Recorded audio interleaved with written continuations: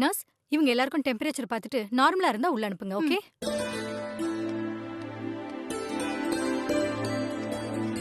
Sir, நீங்க mask போட்டுட்டு உள்ள போங்க. சரிங்க சிஸ்டர்.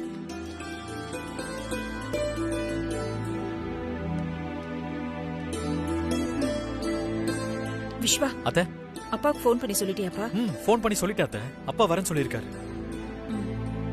துளசி வா. நில்லுங்க.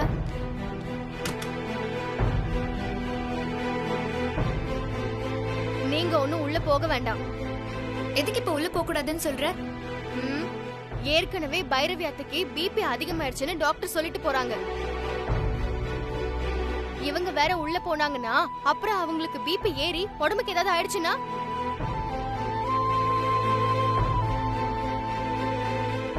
துளசி, நான் வரல, நீ மட்டும் போய் பார்த்துட்டு வா.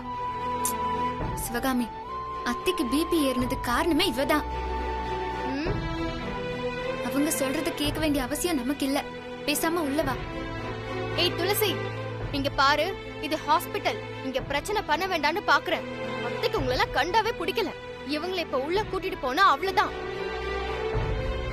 பைரவி அத்தை கோவத்துல பயங்கரமா கத்துவாங்க. இந்த சண்டை உனக்கு தேவையான்னு பாத்துப்போ.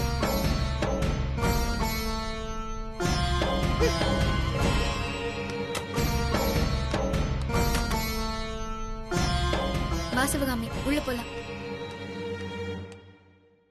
துளசி, இல்லம்மா, அன்னைக்கு பயப்படுற மாதிரி ஒண்ணும் இல்லைன்னு டாக்டர் சொல்லிட்டாங்கல்ல. எனக்கு அதுவே போதும். நீ மட்டும் உள்ள போய் பார்த்துட்டு வா. நான் வரல. எதுக்குமா பிரச்சனை? எந்த பிரச்சனையும் வராம நான் பாத்துக்கிறேன். இப்ப நீ உள்ள வரப்போறியா இல்லையா? துளசி, சொன்னா கேளுமா. நான் தான் சொல்றேன் இல்ல. நீ போய் பார்த்துட்டு வா. நான் இங்கே வெயிட் பண்றேன். லக்ஷ்மி சொன்னதை கேட்டு நீ ஏன் இப்படி பண்றன்னு எனக்கு புரியல. இல்ல துளசி, லக்ஷ்மி சொன்னதுல ஒரு உண்மை இருக்கு. ஏன்னா அன்னைக்கு என்ன பார்த்தாலே பிடிக்காது. அதுக்காக தான் நான் உள்ள வரமாட்டேன்னு சொன்னேன். லக்ஷ்மிக்கு பயந்துட்டெல்லாம் நான் சொல்லல. நீ போமா.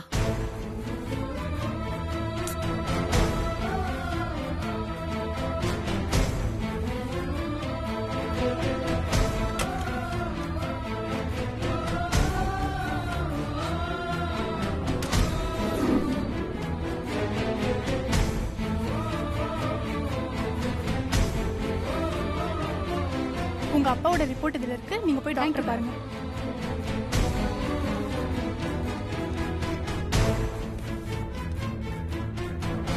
விஸ்வா, விஸ்வா, அம்மாவை பாத்தியாப்பா? எப்படி இருக்காங்க? உன்கிட்ட ஏதாவது பேசினாங்களா? இல்ல அத்தை, நீங்க இப்படி நடந்துப்பீங்கன்னு நான் கொஞ்சம் கூட எதிர்பார்க்கவே இல்லை.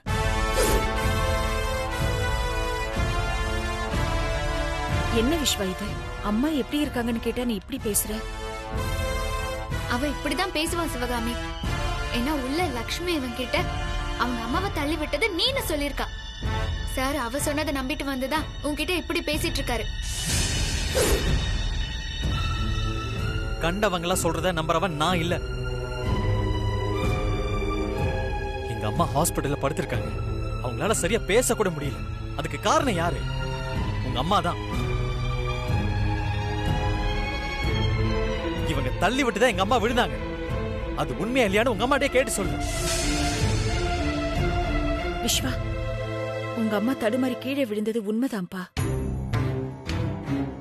ஆனா நான் அவங்கள தள்ளி விட்டேன்னு சொல்றது எந்த விதத்திலே உண்மை இல்லப்பா. என் கை கூட அவங்க மேல படல. அப்போ அவங்க வேணும்னே வழுக்கி விழுந்தாங்களா? எதை சொல்றதா இருந்தாலும் நம்புற மாதிரி சொல்லணும்.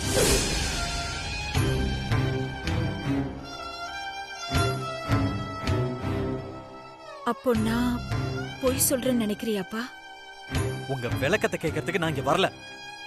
உங்களுக்கு எங்க அம்மாவை பிடிக்கல. அதான் எங்க வீட்டுக்கு வந்து பேசுறப்ப அவங்க கிட்ட ஆர்குமெண்ட் பண்ணிருக்கீங்க. அதனால அவங்க அப்செட் ஆகி தடுமாறி கீழே விழுந்திருக்காங்க.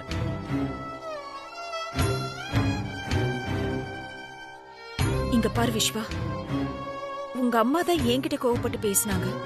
நான் அவங்க மேல கோவப்படவே இல்லையப்பா. அவங்க விழுந்ததுக்கு நான் காரணம் இல்ல. நான் சொல்றத நம்பு விஸ்வா.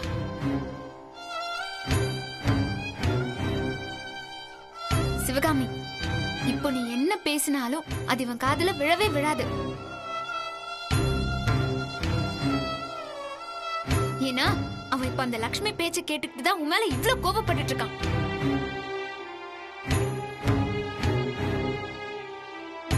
ஏன் நான் லக்ஷ்மி சொன்னதை கேட்டா உனக்கு ஏன் கோவம் வருது? அவ என்ன உன்ன மாதிரி எங்க குடும்ப சொத்து மேல ஆசைப்பட்டா?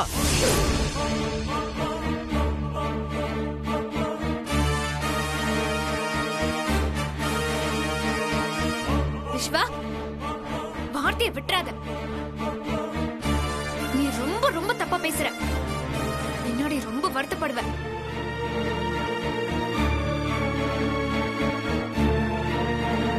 துளசி, நான் கரெக்டா தான் பேசுறேன். எங்க அப்பா உன் மேல உயிர் எழுதி வச்சது உண்மைதானே? இதெல்லாம் உங்க அம்மாவுக்கு தெரியாம இருக்குமா?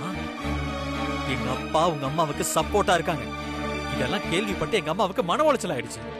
எங்க அம்மாவோட கோவத்துக்கு காரணமே உங்க அம்மா தான். அத சொன்னா உனக்கே கோவம் வருது?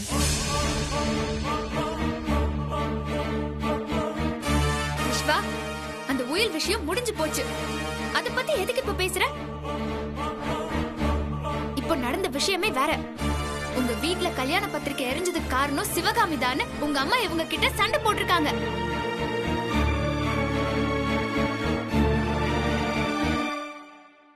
ஏற்கனவே உங்க அம்மாக்கு பிபி வேற இருக்கு. அதான் அவங்க கீழே விழுந்திருக்காங்க. இதுக்கும் சிவகாமிக்கும் என்ன சம்பந்தம் இருக்கு? இதெல்லாம் அந்த ருத்ராவோட வேலை. அது தெரியாம இப்ப எதுக்கு தேவையில்லாம சிவகாமி மேல கோவப்படுற?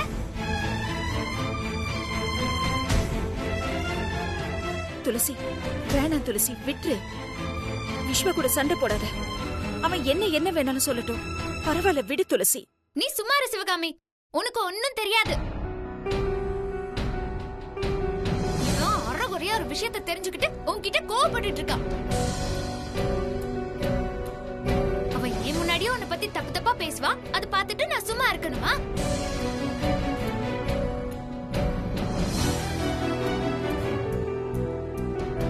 நீ மட்டும் உன் அம்மாவுக்கு சப்போர்ட் பண்ணி பேசுவ.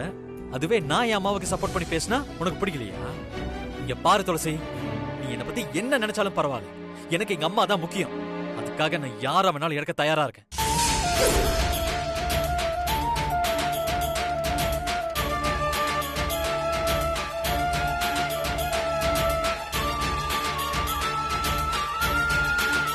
இத பாரு விஸ்வா, என் மேலதான் தப்பு இருக்கு நீ நினைச்சீனா அதுக்காக நான் உங்ககிட்ட மன்னிப்பு கேட்டுக்கிறேன். துளசி மேல கோவப்படாதப்பா. அவ உன் கூட வாழ போறவ. சிவகாமி, இப்ப எதுக்கு நீ பண்ணாத தப்புக்கு இவங்கிட்ட மன்னிப்பு கேக்குற? இத பாரு, உன்னை விட்டு கொடுத்துதான் நான் இவன் கூட வாழணுங்கிற ஒரு நிலைமை எனக்கு வந்துச்சுன்னா அப்படி ஒரு வாழ்க்கையே எனக்கு தேவையில்ல.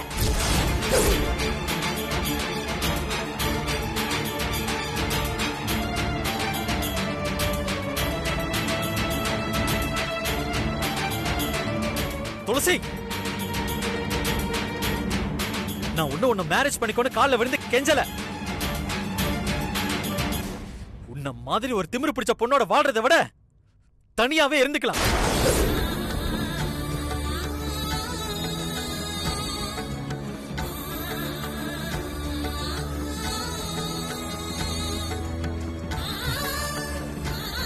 ஓடி.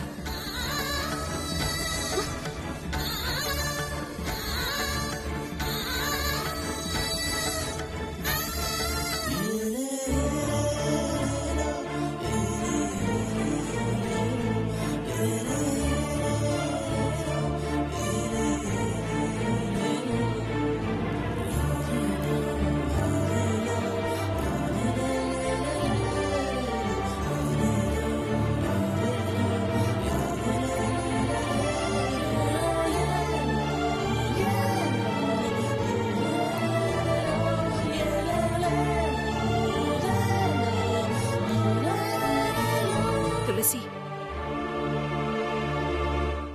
என்ன இருந்தாலும் அவன் ஆம்பளை புள்ள. அவன்கிட்ட நீ கொஞ்சம் அடங்கிதாம்மா போகணும். அதுதான் உனக்கு நல்லது. என்னது அடங்கி போறதா? அதெல்லாம் அந்த காலம் சிவகாமி. இப்பெல்லாம் பொண்ணுங்களுக்கு ஆம்பளைங்களோட தயவே தேவை கிடையாது. இனிமே இந்த மாதிரி எல்லாம் என்கிட்ட பேசாத. இல்ல துளசி, அவன் தனியாவே இருப்பேன்னு சொல்றானே. யாரு அவனா? சான்ஸே இல்ல சிவகாமி. நான் வேணும்னா தனியா வாழ்ந்துருவேன். ஆனா நான் இல்லாம அவனால வாழவே முடியாது. இன்னைக்கு எல்லா பசங்களும் இவனோட கண்டிஷன்ல தான் இருக்காங்க.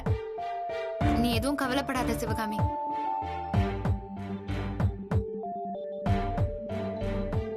சிவகாமி, எப்படி இருந்தாலும் விஸ்வாக்கு நீதான் அவனோட அம்மான்னு கூடிய சீக்கிரம் தெரிய போகுது. அப்புறம் அவன் உன்னை பத்தி புரிஞ்சுக்கிட்டு அவனே உன்கிட்ட வந்து மன்னிப்பு கேட்பான். அதெல்லாம் நடக்காது. பைரவி அம்மாக்கு எந்த பிரச்சனையும் இல்ல. அவங்க நல்லதா இருக்காங்க. சீக்கிரமே நார்மல் ஆயிடுவாங்க. நீ கவலைப்படாத சிவகாமி.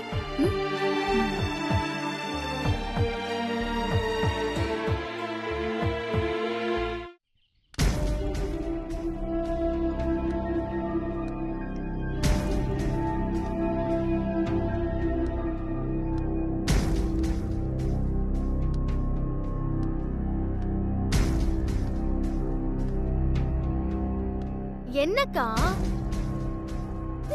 என்னக்கா யோசிச்சுட்டு இருக்க? அக்கா என்னக்கா, நான் பேசுறது உன் காதுலயே விழலையா? என்ன லக்ஷ்மி? இல்லக்கா, நான் வந்தது கூட கவனிக்காம அப்படி என்ன யோசிச்சுட்டு இருந்த? உன் கல்யாணத்துல எந்த பிரச்சனையும் வராம ஈஸியா நடத்துறதுக்கு ஒரு வழி கிடைச்சிருக்கு. அத பத்தி தான் யோசிச்சுட்டு இருக்கேன் லக்ஷ்மி. இப்பதான் என் கல்யாணத்துல எந்த பிரச்சனையுமே இல்லையேக்கா. துளசி கிட்ட அத்தை சத்தியம் கூட வாங்கிட்டாங்க. அப்புறம் பத்திரிக்கை கூட அடிச்சாச்சேக்கா. அது முக்கியம் இல்ல லக்ஷ்மி. இன்னும் விஸ்வாவோட சம்மதம் நமக்கு முழுசா கிடைக்கல. அவனை நாம அம்மா சென்டிமெண்ட் வச்சு லாக் பண்ணலான்னு பேசிட்டு இருந்தோம்ல, அது உனக்கு ஞாபகம் இருக்கா? ஆமாக்கா, நல்ல ஞாபகம் இருக்கு. அதுக்குதான் இப்ப ஒரு வழி கிடைச்சிருக்கு. லக்ஷ்மி, நான் யோசிக்கிறது மட்டும் சரியா நடந்துட்டா அப்புறம் உன் கல்யாணத்துல எந்த பிரச்சனையுமே இருக்காது. ஐயோ அக்கா, எனக்கு நீ சொல்றது எதுவுமே புரியல. கொஞ்சம் புரியுற மாதிரி சொல்லுக்கா. என்னன்னு சொல்றேன் கேளு. ம். லக்ஷ்மி, இப்ப பைரவியத்தை கீழே விழுந்து பெட்ல படுத்திருக்காங்கல்ல, ஆமா. அவங்களுக்கு மூளையில பிளட் கிளாட் ஆயிருக்கு. அதனால ஒரு பெரிய ஆபரேஷன் பண்ணணும்னு டாக்டர் வச்சு விஸ்வா கிட்ட ஒரு பொய்ய சொல்லணும்.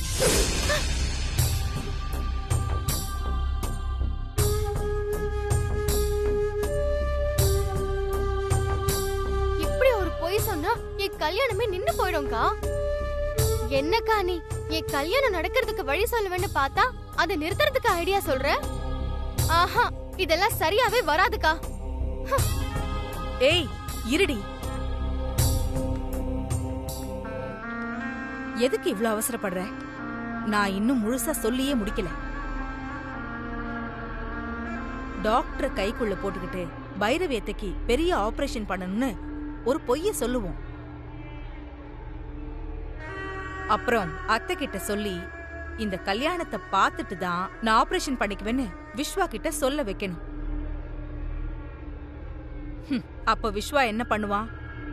அம்மா ஆபரேஷன் பண்ணிக்கிறதுக்காக அவன் உன் கழுத்துல தாலி கட்டுவான். இதுதான் என்னோட பிளான். அக்கா, உன் பிளான் சூப்பர்க்கா. ஆனா இதுல ஒரு சிக்கல் இருக்கே. நீ எந்த சிக்கலை பத்தி கேக்குறேன்னு எனக்கு நல்லா தெரியும் லக்ஷ்மி. இந்த ஐடியாவுக்கு அத்தை கூட ஓகே சொல்லிடுவாங்க. ஆனா இந்த டாக்டரை எப்படி சரி கட்டுறதுன்னு யோசிக்கிறேன். அதானே? ஆமாங்கா, டாக்டர் ஓகே சொல்லணுமே. அதுக்கும் நான் ஒரு ஐடியா பண்ணிட்டேன் லக்ஷ்மி.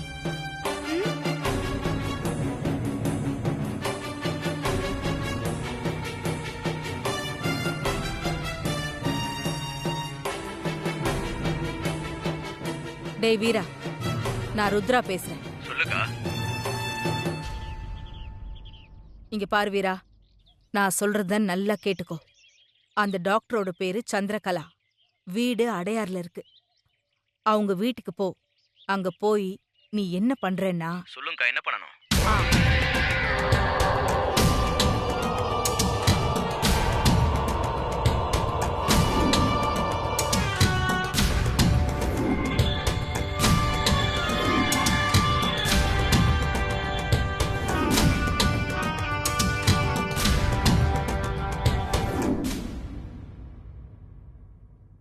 என்ன ஷெட்யூல் புரியுதுல்ல? புரியுதுக்கா. ம்.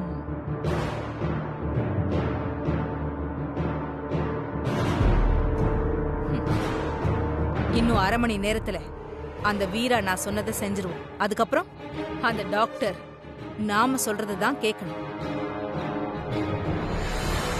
சூப்பர்க்கா. இன்னும் 1 ஹவர்ல பைரவியத்தை டிஸ்சார்ஜ் ஆகி வீட்டுக்கு வர போறாங்க.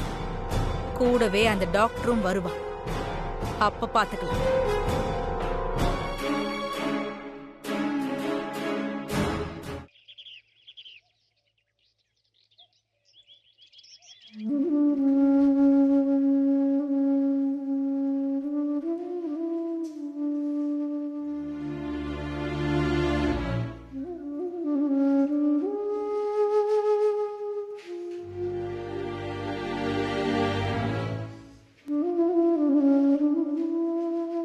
நான் கொடுத்த மெடிசனை இன்னும் ஒரு 3 நாளைக்கு எடுத்துக்கோங்க. அதுக்கப்புறம் உங்களுக்கு பெயினே இருக்காது. ஓகேவா? Take care. சரிம்மா, அப்ப நான் வரேன்.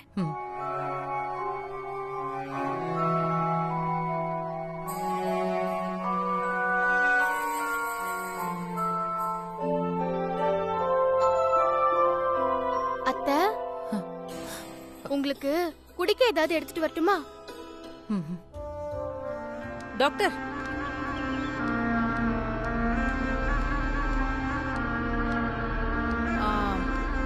உங்ககிட்ட ஒரு முக்கியமான விஷயம் பேசணும். சொல்லுங்கம்மா, என்ன விஷயம்? உங்க பேரு சந்திரகலா. நீங்க அடையார்ல இருக்கீங்க. உங்க பொண்ணு பேரு ஸ்வேதா. அவ 3ஆம் கிளாஸ் படிக்கிறா. அப்புறம் நீங்க உங்க ஹஸ்பண்ட பிரிஞ்சு தனியா இருக்கீங்க. அவருக்கும் உங்களுக்கும் கோர்ட்ல விவாகரத்து சம்பந்தமா கேஸ் நடந்துகிட்டு இருக்கு. என்ன டாக்டர், நான் சொன்ன டீடைல்ஸ் எல்லாம் கரெக்ட் தானே? உங்களுக்கு இப்ப என்னங்க வேணும்? எதுக்காக என்ன பத்தியும் குழந்தைய பத்தியும் சொல்லிட்டு இருக்கீங்க? என்ன டாக்டர், ரொம்ப அவசரப்படுறீங்க? அதுக்கு முன்னாடி நான் யாருன்னு நீங்க தெரிஞ்சுக்க வேண்டாமா? என் பேரு ருத்ரா. ஆந்திரா பார்டர்ல ஊத்துக்கோட்டைக்கு பக்கத்துல இருக்கிற மஞ்சக்குப்பம் தான் என்னோட சொந்த ஊரு. என் பேர்ல 12 கிரிமினல் கேஸ் இருக்கு. அப்புறம் என்னோட அரசியல் செல்வாக்க வச்சு நான் என்ன சொன்னாலும் செஞ்சு முடிக்கிறதுக்கு நிறைய ஆளுங்க இருக்காங்க. இப்போ எதுக்குங்க இதையெல்லாம் என்கிட்ட சொல்றீங்க? ஐயோ, பயப்படாதீங்க டாக்டர், நான் உங்களை எதுவும் பண்ண மாட்டேன். எனக்கு தேவை நீங்க சின்னதா ஒரு பொய் சொல்லணும், அவ்வளவுதான். பொய்யா? என்ன சொல்லணும்? எங்க அத்தைக்கு மூளையில பிளட் கிளாட் ஆயிருக்கு. அதனால அவங்களுக்கு பெருசா ஒரு ஆபரேஷன் பண்ணணும்னு நீங்க சின்னதா ஒரு பொய் சொல்லணும், அவ்வளவுதான். இங்க பாருங்க, நீங்க எவ்வளவு பெரிய ஆளா இருந்தாலும் எனக்கு அதை பத்தி கவலை இல்ல. ஆனா நான் இந்த மாதிரி ஒரு பொய்ய சொல்லவே மாட்டேன். நீங்க தயவு செஞ்சு இதுக்கு வேற ஆளை பாத்துக்கோங்க. போங்க டாக்டர். அதுக்கு முன்னாடி ஒரு வீடியோ காட்டுறேன், பாத்துட்டு போங்களேன்.